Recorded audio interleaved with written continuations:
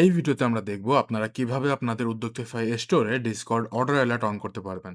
যার মাধ্যমে আপনি, আপনার টিম মেম্বার, আপনার স্টাফ সকলে কোনো অর্ডার আসার সাথে সাথেই নোটিফিকেশন পেতে পারেন। তো সর্বপ্রথম আপনাদের মার্চেন্টে চলে আসতে হবে। দেন আপনাদেরকে যেতে হবে ইন্টিগ্রেশনস এর ভেতরে। ইন্টিগ্রেশনস এর নিচের দিকে এসে আপনারা পেয়ে যাবেন ডিসকর্ড অ্যালার্টস। এটাকে আপনাদেরকে অন করে দিতে হবে। অন করার পর আপনাদেরকে এখানে একটা জিনিস দেয়া লাগবে, সেটা হচ্ছে ওয়েবহুক ইউআরএল। এখন এই ওয়েবহুক ইউআরএলটা আপনারা কোথায় পাবেন সেটা আমি দেখাচ্ছি।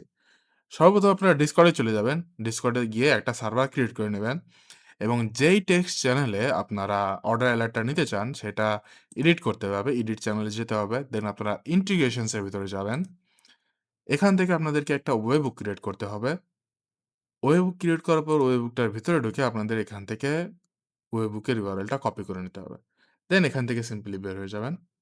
উদ্যোক্তিফাইতে ফেরত আসবেন এবং আপনাদের যেই ওয়েবহুক ইউআরএলটা ওইটা এখানে দিয়ে দিবেন এবং সেভ ডিসকর্ড সেটিংস এ ক্লিক করবেন।